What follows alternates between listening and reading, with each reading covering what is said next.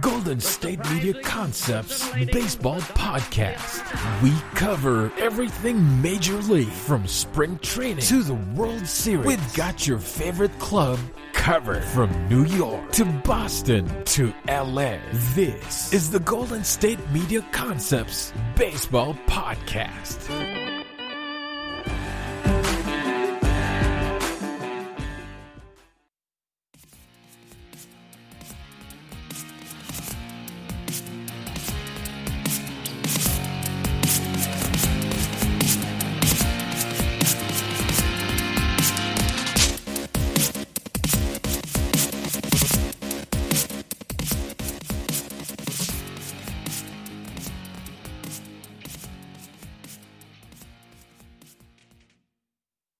All right, everybody, I would like to thank you for tuning in to the GSMC Baseball Podcast, brought to you by the GSMC Podcast Network. I am your host, Evan Worley. So, happy Tuesday to everybody.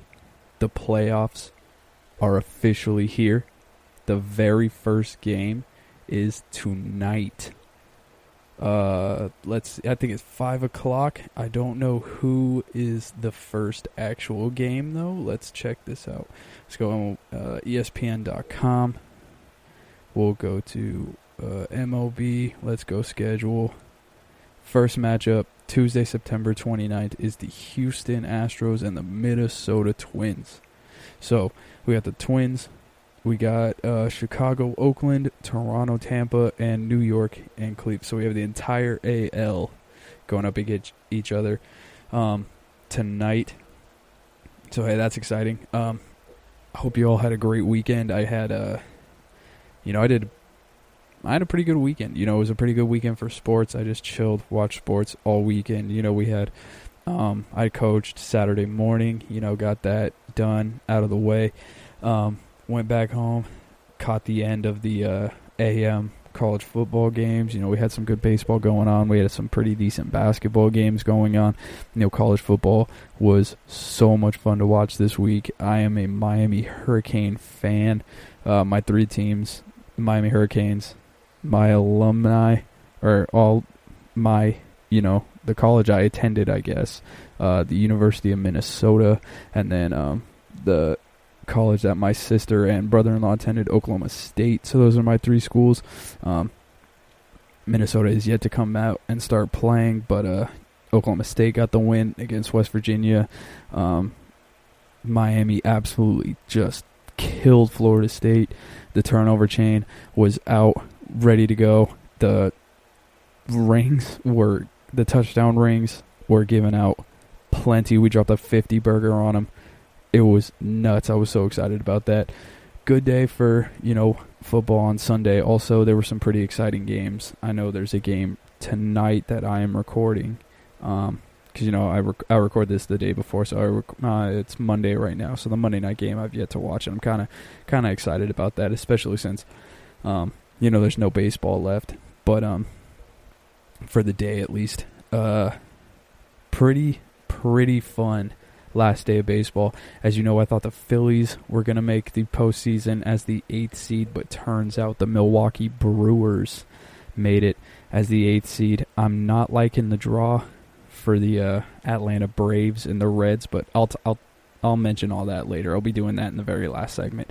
But to start off the show, there were some pretty big injuries that happened this last weekend that could really shape how the first round of the postseason goes. And one of the big ones was Miami had not only one, but they had two very big players drop late, even on Sunday's game. So you had Starling Marte, who Marte got hit in the helmet with Clark Schmidt's 94-mile-per-hour fastball in the second inning. It knocked off his helmet. He stayed down for a couple minutes. Later, Lewis Brinson came in. It said that, Starling Marte had some concussion-like symptoms. That's not really good news, especially not for him personally, but for the Miami Marlins, when they're going in and they're facing the Chicago Cubs. You're going to need all the weapons that you have, especially with the Cubs pitching staff the way it is with Kyle Hendricks and and you Darvish, and their arms are looking really nice, and they're battle tested in the postseason. The Cubs, they blew it last year, and with the rise of like the Milwaukee Brewers and all that, but a lot of that team is still there from the 2016 World Series team. And then, 2017, I think they missed it entirely in 2018, and then they lost that. They blew the big lead in 2019. But, it's when you're facing a team like that, and, they have a new coach, they're kind of revitalized energetically. The lower guys on the totem pole are actually the big guys now, and, they're just kind of sleeping giants, especially with, Rizzo and Baez and Chris Bryant. All these guys, they've had kind of a rough year this year, and they still were number one in the Central Division because of guys like Ian Happ and Jason Hayward, and these like smaller no-name guys. Well, I wouldn't say Jason Hayward's a no-name guys, but the smaller guys in the lineup compared to the big boppers are coming out and keeping the team afloat. It was they're a sleeping giant. They need everything that they need. And speaking of needing everything, Jose Urena also left the game, who was a big candidate for a postseason bullpen for the Miami Marlins, was hit on the pitching hand by a 104 mile per hour line drive by DJ LeMahieu. So he crumbled over. It didn't say what his actual injuries were. It said, the Marlins said Urena suffered a non-displaced ulna fracture in his right forearm, and Marte had some concussion-like symptoms and a bruised left ear.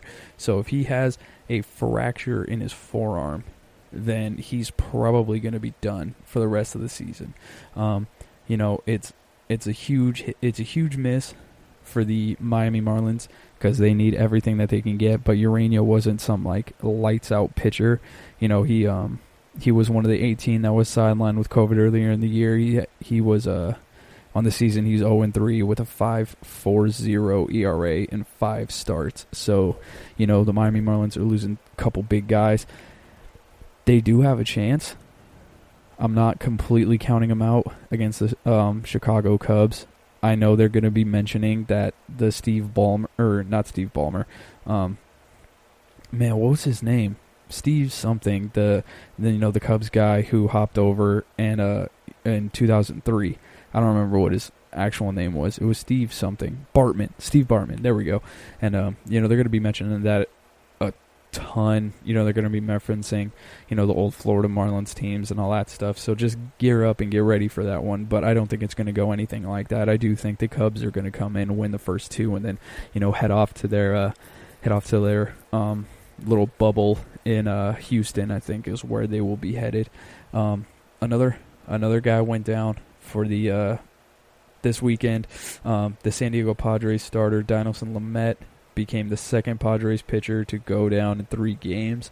Mike Clevenger's dealing with an elbow injury, and Dinelson Lamet, he has some tightness in his bicep. That's what they said. So if he has bicep tightness, it could be he just misses. He's just out for that start. He can make the next one, or he could be out for a decent amount of time. And if the San Diego Padres are without Cy Young contender Lamet and Mike Clevenger, who is, when he plays an entire season completely healthy, is almost always a Cy Young contender. And then you got to go with just Paddock, Davies, and maybe start Garrett Richards. That's your 3 going into the wild card. Especially against a team like the St. Louis Cardinals, this could be more of a series than we expected. I expected, the San Diego Padres to kind of make a pretty good push, at least to the LCS. With their number 1 and number 2 starters going down right now, it's looking more and more like, the Cardinals could come out and just squeak by them. The Cardinals have a sneaky way of doing that because the Braves did not have the best pitching last year, and they were able to just come out and sneak a few games out of them off. Like, I will still always remember that Yachty blooper right over Ozzie. It was Freddie Freeman's head, I think. Yeah, that little just inside-out bloop over Freddie Freeman's head. I think that was one of the reasons why we lost game 3 or 4. But I knew when it was a deciding Game 5, the St. Louis Cardinals had it. They came out and dropped the 10-run first inning, and it was over immediately. And with a team like this, a team that hasn't made the postseason since 2006, so 14 years, I truly feel like with they are down their number 1 and number 2 starters, you can pretty much bet on the St. Louis Cardinals getting past the San Diego Padres, which, if you remember my last episode, was the team that, got them in 2006. In 2006, it was the Cardinals and the Padres. The first round of the postseason, Padres went down. Cardinals went on to win the World Series. I'm not saying the Cardinals, after one win, is going to, go on and win the World Series or anything like that. But, history does tend to repeat itself. And, the Padres were, a really good team, won the division. Cardinals were a wild card team. The Padres didn't win the division, but they were they had the second best record in the National League. Cardinals clinched it, I think, on the last day or the second to last day. History tends to repeat itself, guys, especially if, you're down Lamet and Clevenger. You're going to need some big offense from Manny Machado, from Cronenworth, from Fernando Tatis, from, Mitch Moreland. We'll see if they get it. I hope they do, but let's see if they get it. Moving on. Milwaukee placed Corbin Burnes on the 10-day injured list Friday with a left oblique strain after he exited the game with some lower back discomfort. So, he's going to be done for a while. Corbin Burnes posted a 2.11 ERA over 60 innings, and he allowed 3 runs on 6 hits in 3 2/3 against the Cardinals this weekend. Craig Counsell came out and said that Burnes will likely miss the first 2 rounds of the playoffs if they were to make it. So Corbin Burnes, as we know, is one of the best pitchers in the Milwaukee Brewers organization, and they're going in as the 8th seed playing the Dodgers. If the Phillies would have played the Dodgers, I could see the Dodgers going down. I don't see the Dodgers losing to Milwaukee, especially if they're down Corbin Burnes. If that's the case, you can pretty much chalk them in to going into the bubble, because the Dodgers are going to be 1-2 later and just send them right back home. There's no way that we see Corbin Burnes pitch in the postseason this season. No chance.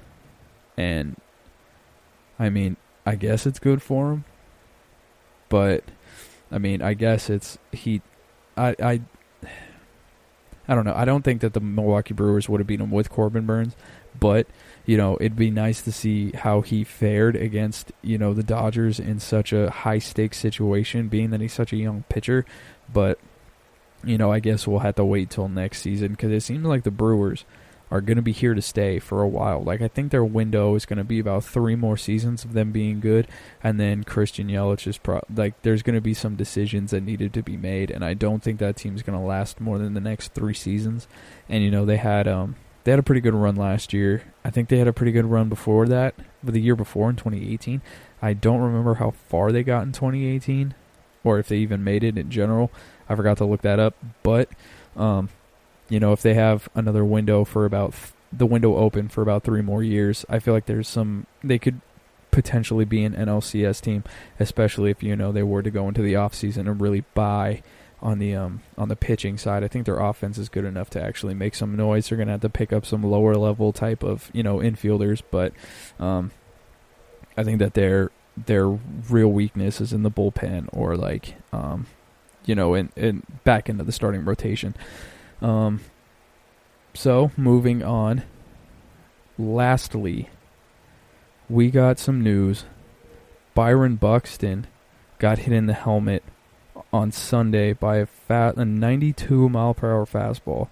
from Lucas Sims. He walked off the field under his own power. He is day to day, and the clubs, they said they're optimistic that he's going to be in the lineup for Tuesday's opener against the Astros. But he did have some concussion-like symptoms.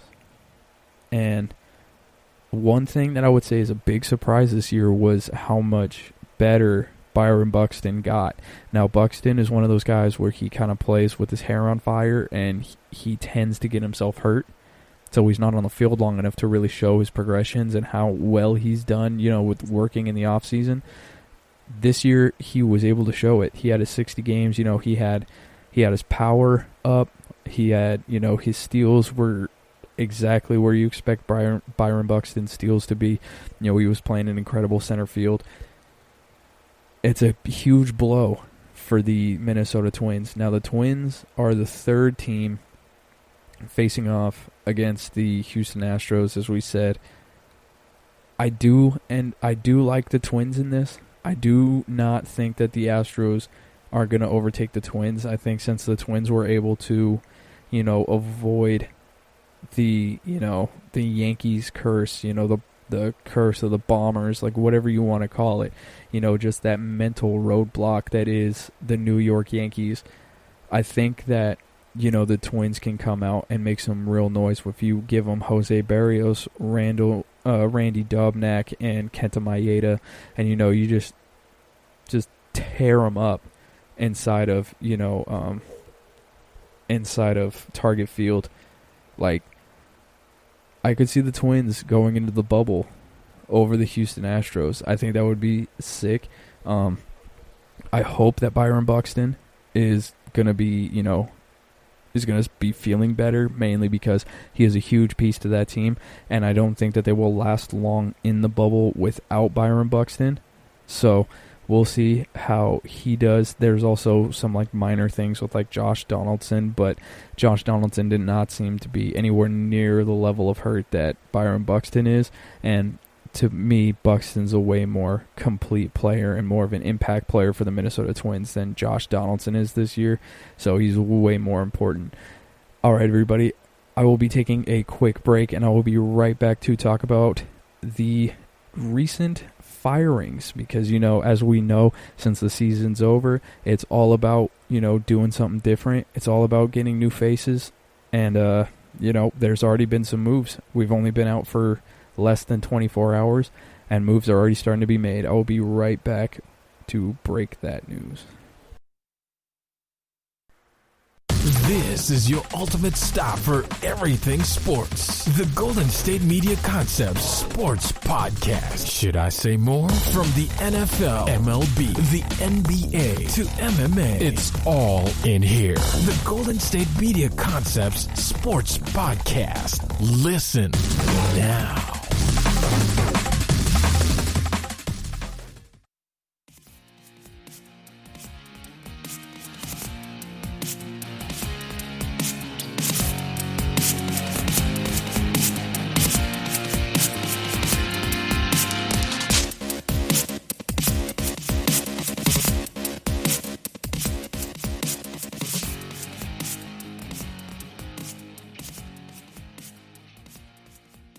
We are back, and before I even dive into the segment I was going to dive into, the one great thing about living in the South, or just Texas in general, is I think, I guess, no free ads as always, but the snacks at Kroger are absolutely incredible.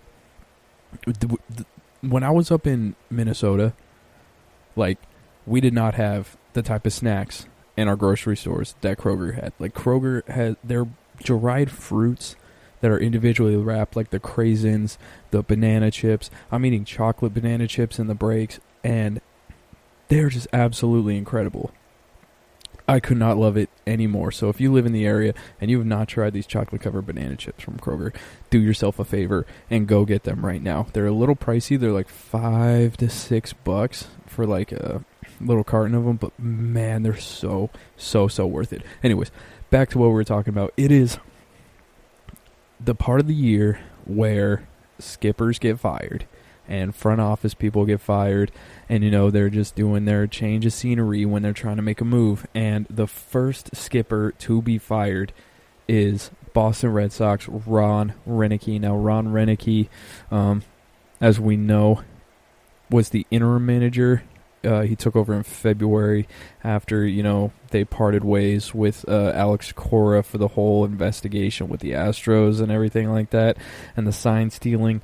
The MLB, cleared Ron Roenicke of, no wrongdoing, so they gave the title to Roenicke as the owner, or not the owner, the manager of the Boston Red Sox. And, he is the first one out because, the Boston Red Sox did so horribly this year, and it's not even that, everybody can look at it and it's like, oh, the pitching was bad, the pitching, they kind of set them up for failure. It's not only that, I think the key thing to show if a manager is good or bad at his job is how good the superstars do. Because, the pitching staff was bad. We all expected the pitching staff to be terrible, but we did not expect the offense to be as bad as it is. The offense was horrible.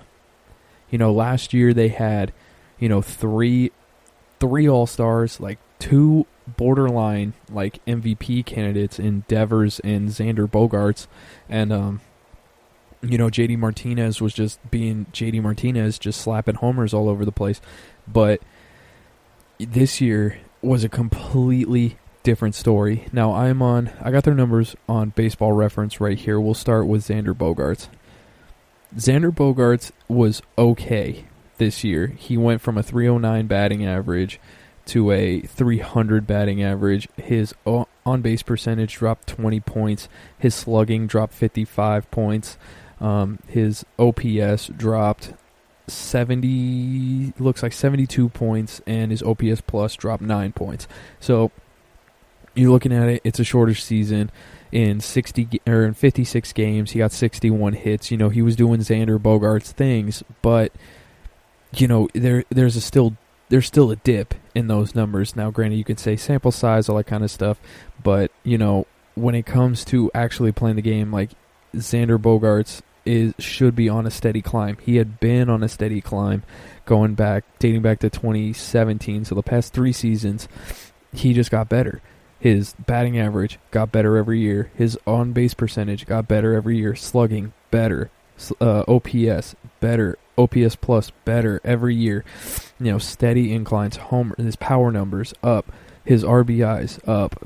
His hits, up. When it comes to Xander Bogaerts, he is only 27 this season. So, I get the power numbers, the homers, the RBIs, the hits. They're going to be lower, obviously, because of the small sample size of the year, but his slashes should be higher. Now, maybe, you could argue that, since it is a shorter sample size, there's going to be rough patches, and the rough patches are weighed a lot more. But if Rob Roenicke, was actually, boosting up his players and making them the best versions of themselves, they wouldn't really see this dip in every single category. Let's go with Rafael Devers. Let's look out his numbers last year: 54 doubles, 4 triples, 32 homers, 115 RBIs. He was hitting 311, 361 on base. He had a 555 slugging, a 916 OPS, and an OPS plus of 133. And he was 12th in the MVP voting. 12th in the MVP voting? Is that MVP votes? No, this man was 12th in the MVP voting. That is ridiculous. That dude had incredible numbers. Why is he so low in the MVP voting? Anyways, so you have those numbers, right? Numbers, I just laid them out. So, why is it that in a shorter sample size, 100 games less, his batting average drops 50 points to 263, his on-base percentage drops 50 points from 361 to 310, his slugging drops 72 points, his on-base percentage his OPS plus drops over or his OPS, sorry. OPS drops over 100 points, and his OPS plus drops 23 total points.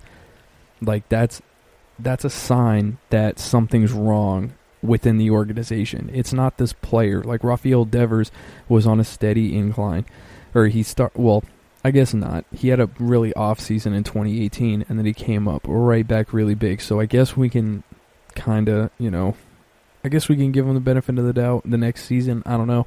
But, like, Rafael Devers being 23 years old this year should be on a steady climb. He shouldn't have done as bad as he did this year, especially coming off the year that he had last year. Could this be accredited to, Mookie Betts not being in the lineup, to where there's a more fearful bat somewhere in the lineup not named, Rafael Devers?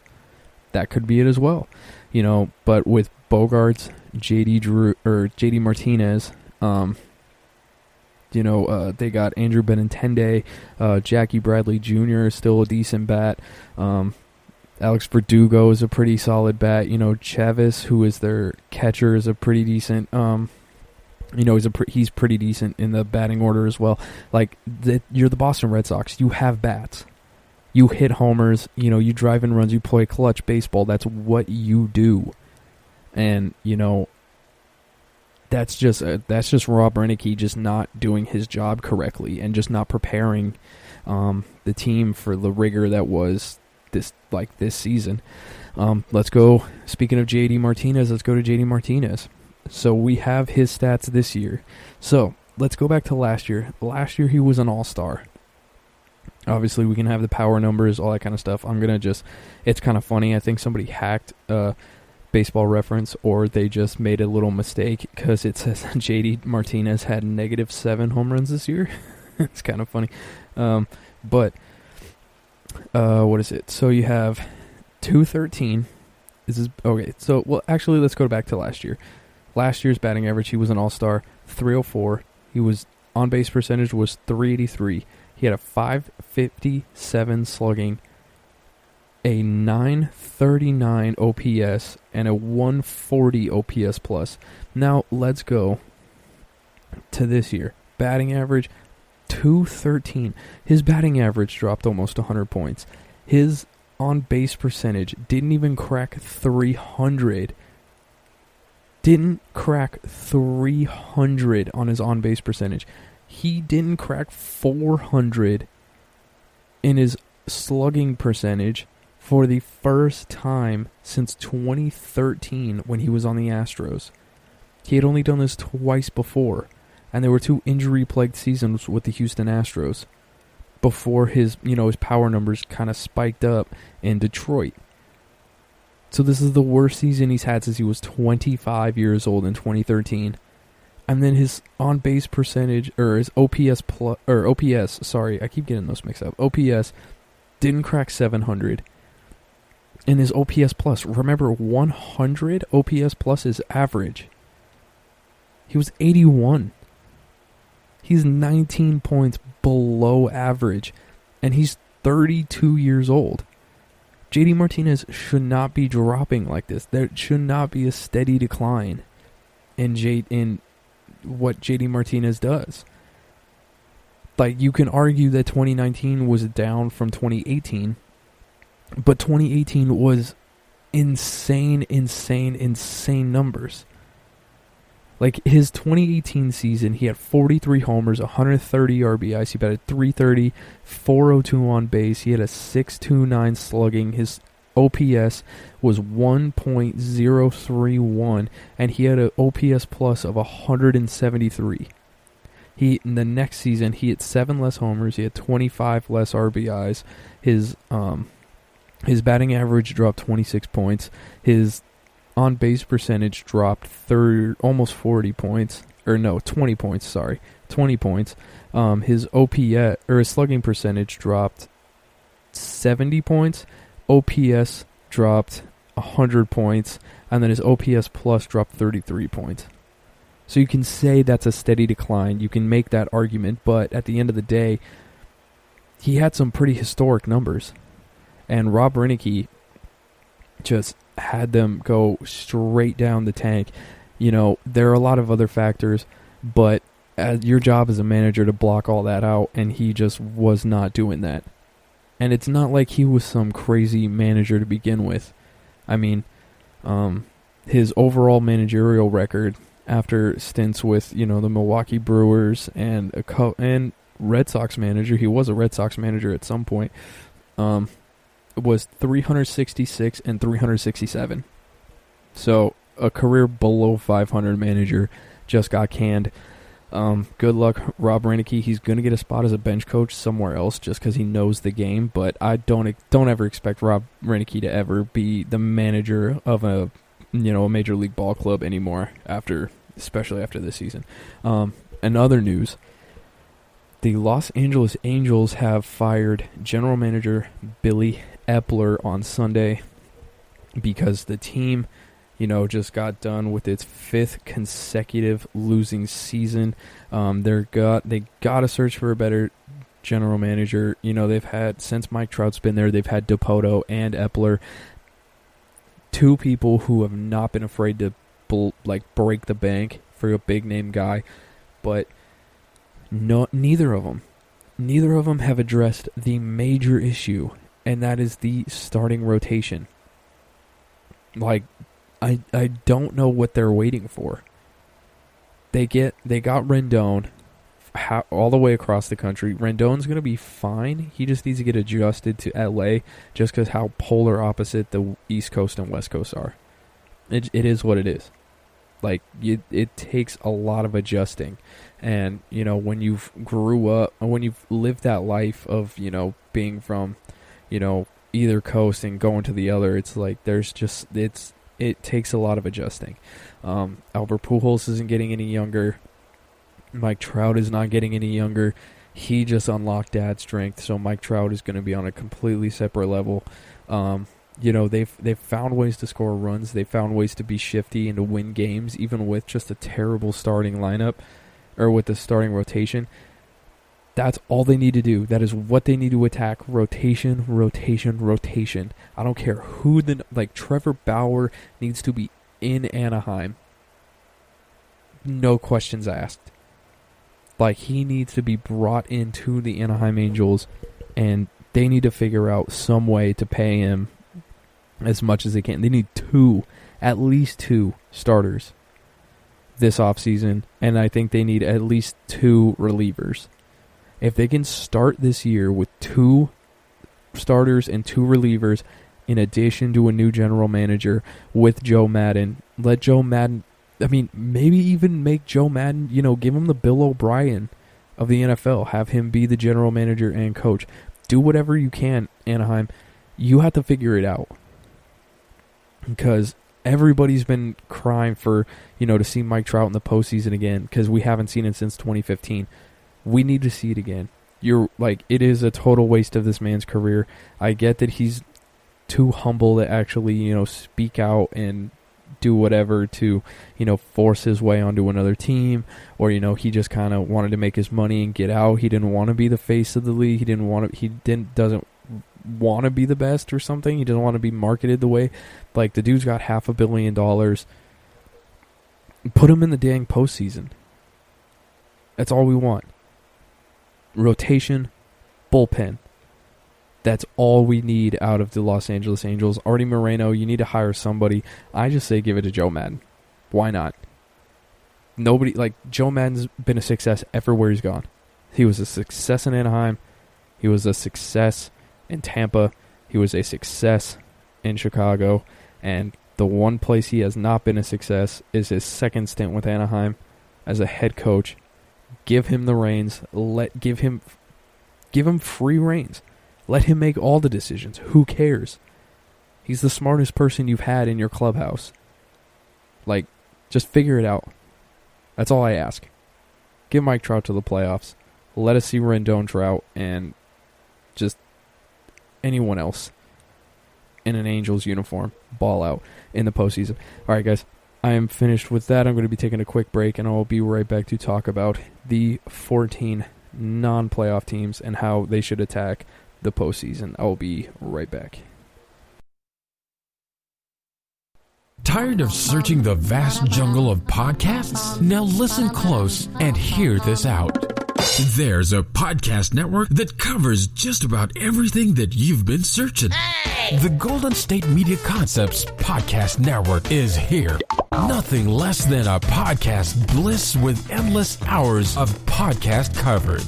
From news, sports, music, fashion, cooking, entertainment, fantasy, football, and so much more. So stop lurking around and go straight out to the Golden State Media Concepts Podcast Network. Guaranteed to fill that podcast itch. Whatever it may be. Visit us at www.gsmcpodcast.com. Follow us on Facebook and Twitter, and download us on iTunes, SoundCloud, and Google Play.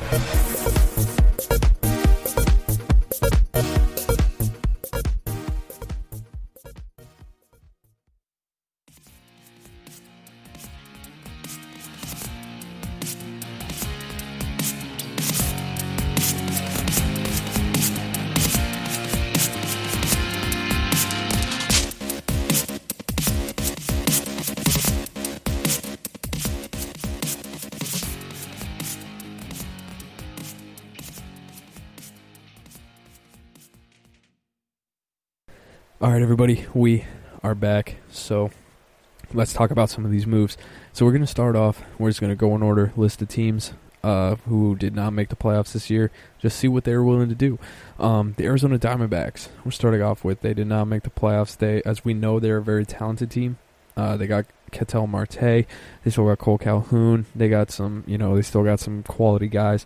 They got Madison Bumgarner last season, who, I mean, people are well aware of my stance on Madison Bumgarner. They did clear up some space for, to make some future commitments to be kind of players in the offseason. They got rid of Starling Marte. They got rid of Archie Bradley at the trade deadline. So they do have a ton of payroll room.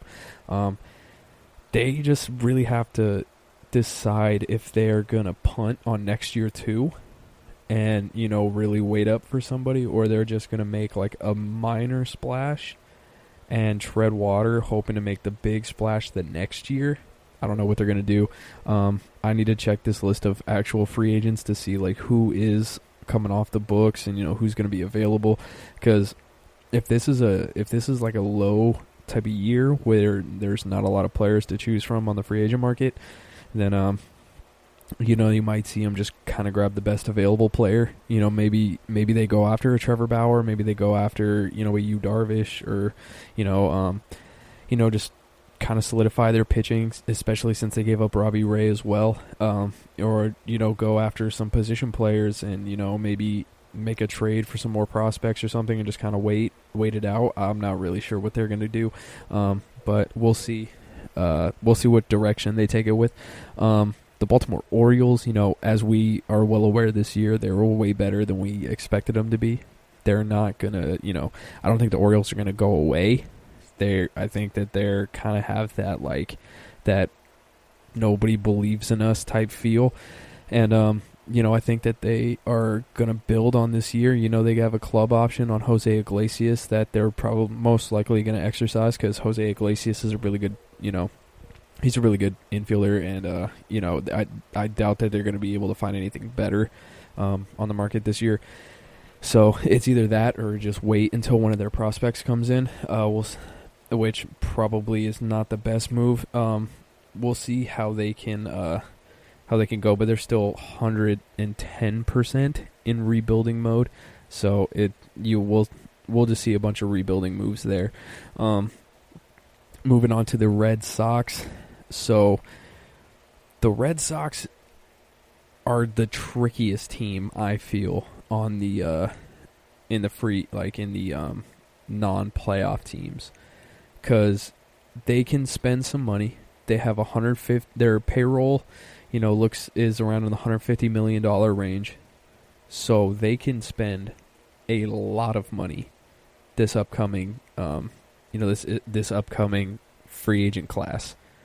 And with the Boston Red Sox the way that they are, they did their drought.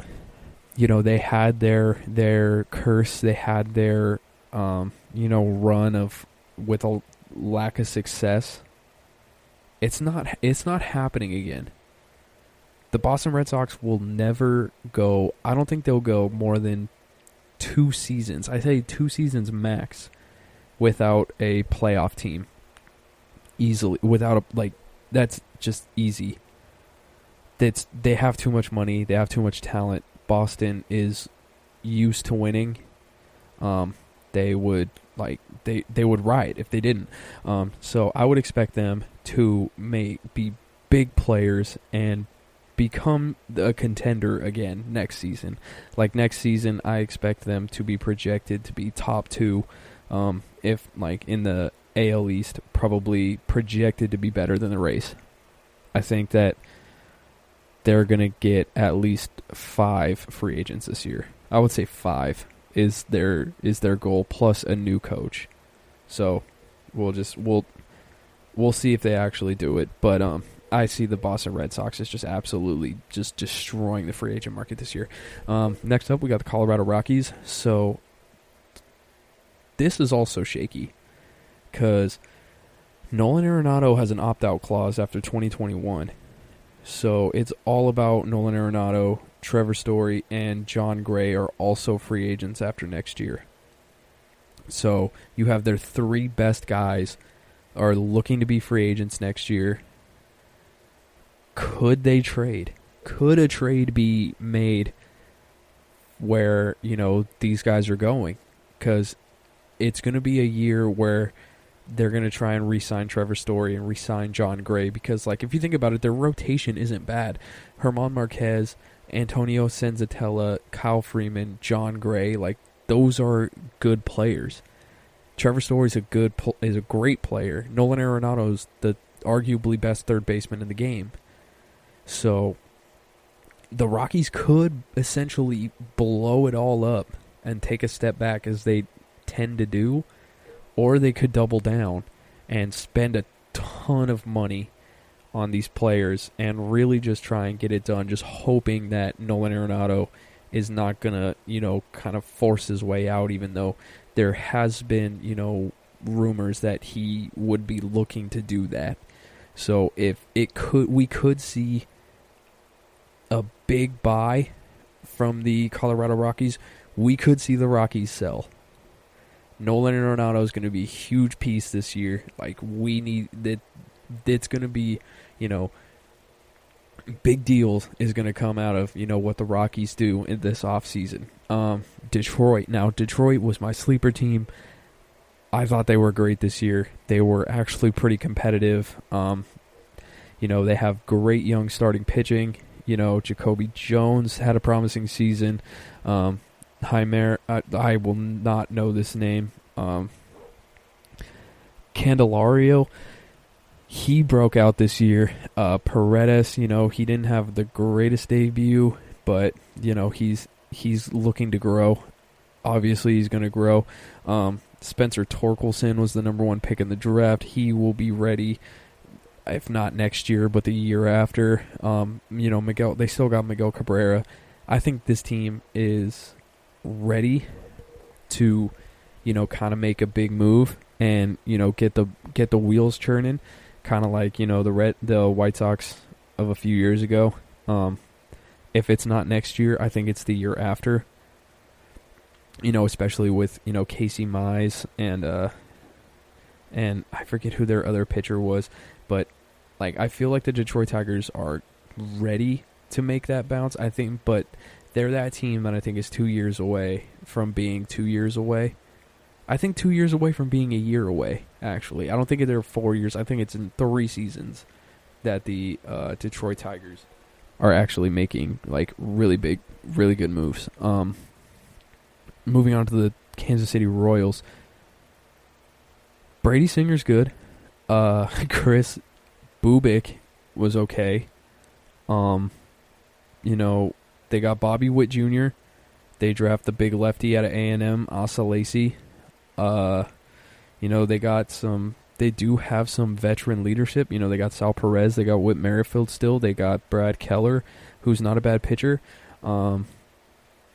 This team, I think, is kind of in baseball purgatory they're not in a position to where they're willing to go buy anybody at the at this offseason, but they're also kind of not in a position to really sell unless they sell big and sell not only Merrifield but Sal Perez and Keller. But even then, like, they would have to pick up some like older veteran free agent, like in a few to like kind of coach the guys to be how to be major leaguers. It's a weird time for the Kansas City Royals. I would hope that they trade. I want them to sell Merrifield and Sal Perez and Brad Keller. I don't think they're going to do it. I think that the Kansas City Royals are going to stay put and just kind of punt till next year and just kind of see what happens with Lacey Singer, Bubik, and Bobby Witt, just to see what they even really have. Because we don't really know what they even have. It's really weird to try to attack what the Royals are. I think we just give them till 2021's offseason to really see what they really got going for them. Moving on, we have the Los Angeles Angels. So they just fired their GM. They got, like, last year they had pretty solid acquisitions with Rendon. Dylan Bundy looked like he was an incredible surprise. But they still got Andrew Heaney. David Fletcher is taking step forward. Andrelton Simmons is going to be a loss to free agency. But it is Anaheim. Once they find out the general manager, they got to make a run for some major pitcher. They have people in the in the minor league system that could come up and take the spot of Andrelton Simmons. That's not going to be an issue. But they need to find somebody. They need to push Andrew Heaney to a 5-starter. Andrew Heaney is not a number 1. He's not a number 2. He's not a number 3. Borderline number 4. I get him as a 5-starter. If he is the 5th starter in the rotation, maybe even the 6th starter, because I do love me 6-man rotations. If you can put him and pitch once a week, I think you're golden. If you have him, if you're relying on him for anything more than once a week, you're screwed. So if you go after, they really need to go after Trevor Bauer.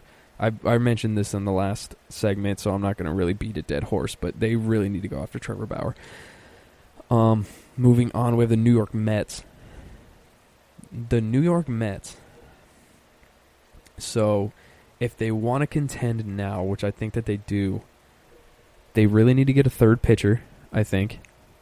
Because, DeGrom will be back, Syndergaard will be back, but those guys are kind of, on the wrong side of 30. Marcus Stroman is most likely going to be gone. Robinson Cano is, he's still on the books, so you still got him. Conforto's been really good last season, or this season. So that's something to, hang your hats on out there in New York. You still got Pete Alonso. You still got Jeff McNeil. They have a decent group of players. Not saying good, a decent group of players. I think that, if they are able to get, if they're able to pry George Springer out of Houston, that would be decent, I guess. I don't think that George Springer is just going to up and leave Houston unless he gets paid a ridiculous amount of money, which could backfire on the New York Mets. They could go that route. They could go after They need to go after JT Realmuto. I do not think JT Realmuto is going to leave the Philadelphia Phillies. I think that he is definitely going to sign there because I see the Phillies have a brighter future than the New York Mets do. But we will see.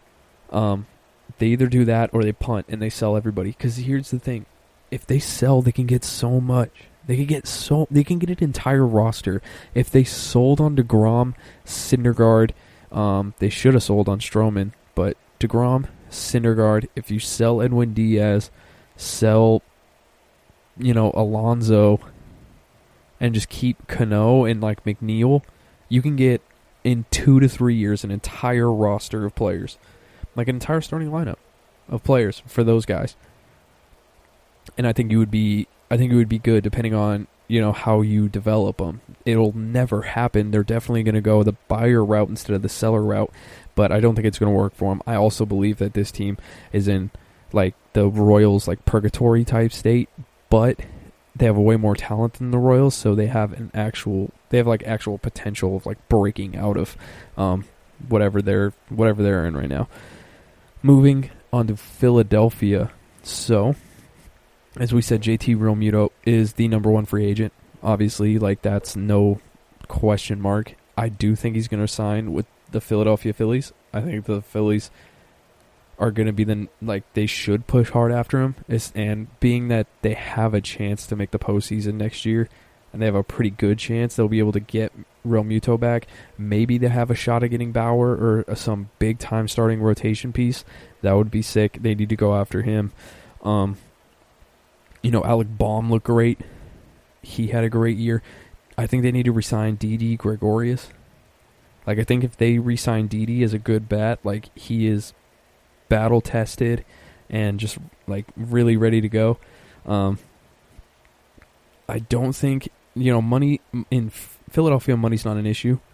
So they need to go out and pay Realmuto the max, pay Trevor Bauer as much as you can. Try and get him out of LA.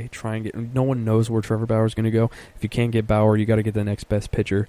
Like, do whatever you can to get a number one starter, and the Philadelphia Phillies will be cruising in the next postseason. I would say either it's the number one or number two team if the Braves can come back and, really figure out their starting rotation. The Braves might have a chance of winning that division over the Phillies, but if the Phillies can get that starting rotation looking the way that it should, and they get Realmuto back, watch out. I think it will be their division next year. Moving on, we got the Pittsburgh Pirates. What do we do about the Pittsburgh Pirates? Cabrian Hayes is good. Chris Archer's bad.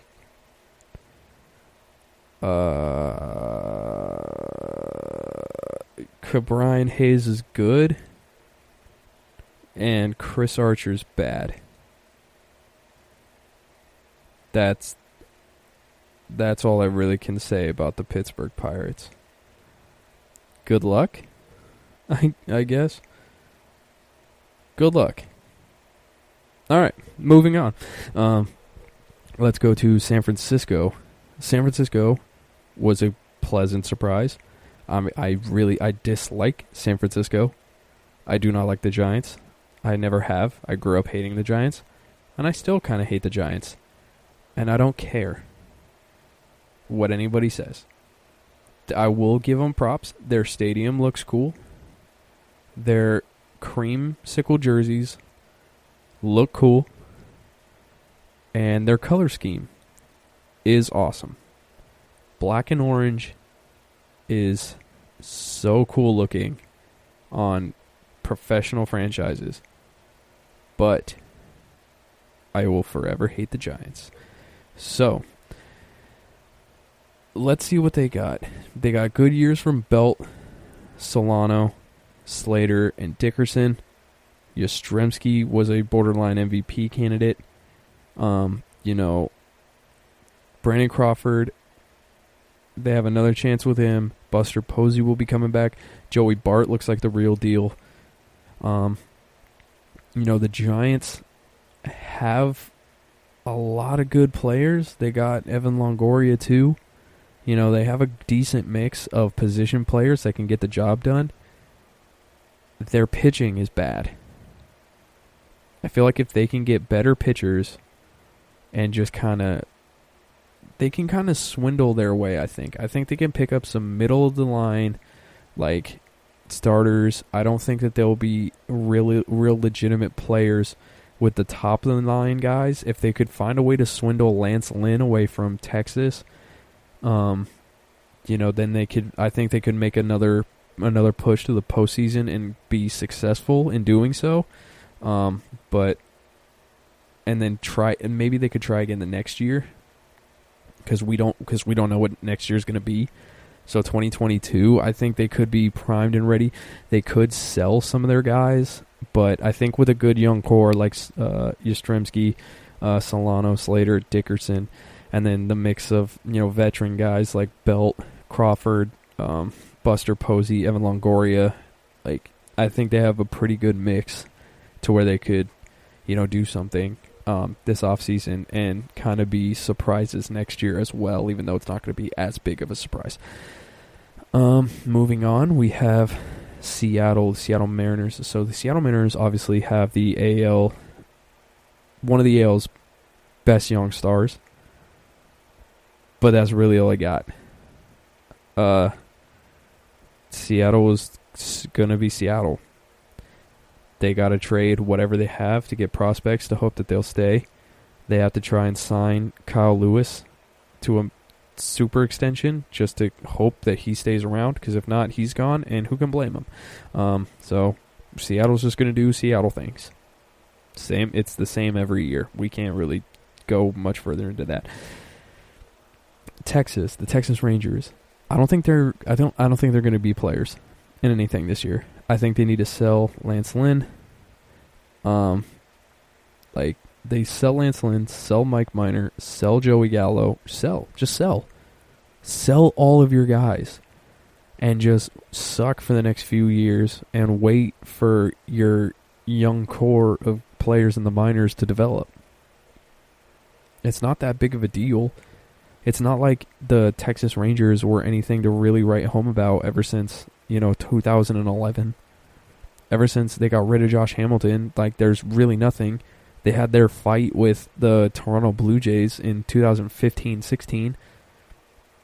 But if your main rival was the Blue Jays, it was the Blue Jays. The Blue Jays were never World Series contenders.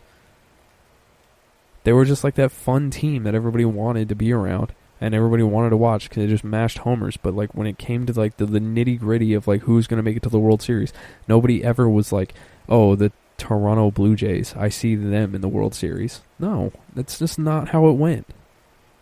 So just do us all a favor and just sell. Yeah, you're gonna suck your first year in the new stadium. Who cares? You're Texas. You're gonna get a new one in 20 years anyways, when you don't need it. So I don't know. We'll see what happens. And then we'll end this segment with the Washington Nationals. Here's the thing about the Washington Nationals. Most of their best players didn't even play this year. Strasburg rarely played. He was hurt. Joe Ross didn't play. Zimmerman didn't play. Juan Soto had an incredible year. Rendon left. It was there were a lot of things that went sour for the Washington Nationals that really in any normal year would not have happened. So yeah, they were the worst team in baseball. They're not, the worst team in the NL East. Sorry, they weren't the worst team in baseball, but the worst team in the NL East. Who cares? Next year they'll be at full strength and they'll be ready to compete. Are they going to be a top 2 team in the NL East? Probably not. Are they going to be like the Milwaukee Brewers and, could possibly pull out another playoff spot, on the last day of the year? If we hopefully keep the playoff format the way it is? Yeah, probably. And, all you need is a ticket to the dance. They just won the World Series for the first time in franchise history. It is what it is. As long as you get to the postseason, anything could happen. They weren't the most talented team when they won the World Series. They weren't. They were not the most talented team. All you got to do is get hot and have some kind of magical run. Just get to the playoffs. And next year, I truly feel like they will get to the playoffs. And speaking of the playoffs, everybody, I'm going to be taking my final break, and I'll be right back to talk about Game 1 of every series to see who has the upper hand. I will be right back after this break. Want to know the latest in soccer? Then listen to the Golden State Media Concepts Soccer Podcast. From MLS, the World Cup, and the Premier League, we've got you covered. The latest updates, the hottest matches, and news on the league's top players. It's the Golden State Media Concepts Soccer Podcast. David Beckham scores the goal to take England all the way to the World Cup finals. Listen now.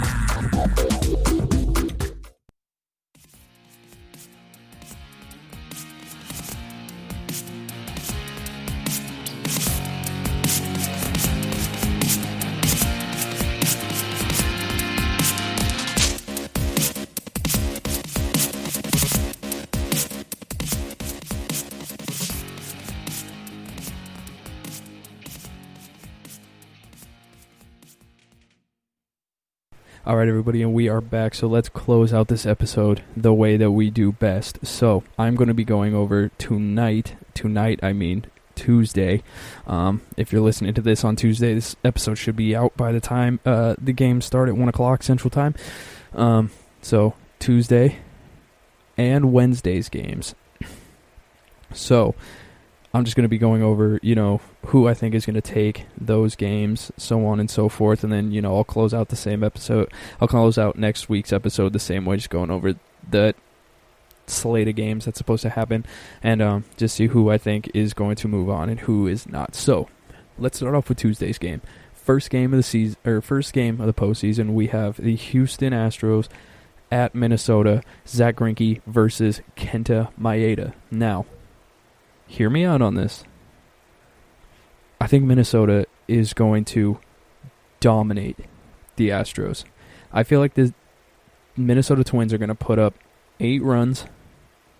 I feel like the final score of this game is going to be 8-3 Minnesota, and I feel like Minnesota is going to get a ton of runs, I would say, by like the 4th inning. To the 4th inning, they break the game open. They get Zach Greinke up out of there, and Kenta Maeda just cruises to an easy victory in Game 1. That's just my guess. It looks like on Wednesday they have Jose Barrios throwing, so that's a little shaky. But in the first game, I got Kenta Maeda coming out with the dub over the Houston Astros. Moving on, we got Game 2 on the day at 2 o'clock Central Time. It is the Chicago White Sox and the Oakland A's. Now, the Chicago White Sox have Lucas Giolito throwing, and the A's have yet to say who they have pitching. That's huge. If it's somebody like Sean Manaea or Jesus Luzardo, I say Chicago has a good chance. If Bassett throws, or, man, who's their other pitcher that is insane? I can't even think of him right now. But if it's Bassett or their other righty, I don't know. Oakland was the comeback kids this year. It didn't matter, if they were down, if they were up, like if it was the 9th inning was coming around or extra innings, you watched out for the Oakland A's. It really depends right now with Lucas Giolito. If they face a lefty, I am going Chicago White Sox taking Game 1. Moving on, we have the Toronto-Tampa Bay series.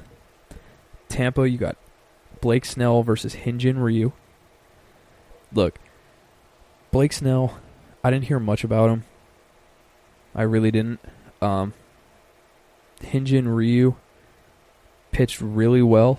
Not to what he did last season, but still very well. I may have Toronto. I do think Toronto's offense is sneaky good. Blake Snell may, ramp it up to another level, but I do think that Toronto has a sneaky chance of pulling this out, and I'm going to go contrarian on this, and I'm taking the Toronto Blue Jays. Now, in the heavyweight matchup of the night, this is the best matchup that we're probably going to see this entire postseason pitching-wise. Garrett Cole is on the bump in Cleveland against Shane Bieber. And guess what, people? I got the Biebs. Like, Garrett Cole is an amazing pitcher. He's battle-tested. Shane Bieber is the young buck. He's the rising star. He won, came out of nowhere and won AL MVP in the or MVP in general, the All-Star game, he has legitimate case for MVP of the American League. He's guaranteed the Cy Young. I got the Biebs in this, outdueling Garrett Cole and that incredibly hot Yankee offense. We'll see if it actually goes that way, but that's just who I have. Moving on to Wednesday. The scariest game, honestly the scariest team that the Atlanta Braves could have pulled. Like, the Cincinnati Reds are better than the Braves in many categories. And the fact that Trevor Bauer's taking the mound versus an injured Max Fried in Game 1 at 11 a.m. Central Time on Wednesday scares the daylights out of me. Cincinnati is taking Game 1. I feel like they take the series. To be completely honest with you, I don't think Atlanta's going to win. At all. They're the number 2 seed going into the postseason. No chance they do anything. They haven't won a playoff series since 2001, and it's not starting now. It is what it is. It's just Braves fans, gear up. Just get ready. Moving on, we have the Twins and the Houston Astros. Jose Barrios is on the mound versus an undecided pitcher for Houston. Now, Jose Barrios is really good through 5 innings. I don't think that the Twins bullpen is going to be able to hold him off past the 5th inning. So I feel like Houston is going to take this game unless the Minnesota Twins offense gets to him early. If the Minnesota Twins offense can get to him really early and, just kind of do what the St. Louis Cardinals did in Game 5 of last year's NLDS, I feel like Houston will just kind of fold. But if not, I take Houston in Game 2. So then we got Game 1, Chicago at Miami. No pitchers have been announced yet for that game. I got Chicago. They just have more experience. I'm going to take experience over, the surprise team every time. I'm glad Miami's in it, but I don't think it's anything to I don't think they're anything to actually write home about. Chicago and Oakland in Game 2. Dallas Keuchel versus undecided. I have Oakland in this one. I think Oakland's going to be able to, get the Dallas Keuchel. Give about, they'll score about 4 or so runs, and I think that their pitcher is going to just outduel Chicago. I don't think Chicago is going to take the series in Oakland, but we'll see. We'll see what happens there. They might have a chance in Game 3, depending on who they throw. It's to be determined. I'll get to that on the next episode, but then we got Tampa and Toronto. I have Toronto winning Game 1. Tyler Glasnow is throwing in Game 2. He is going to be no games out here just trying to win by any means necessary. I got Tampa in Game 2.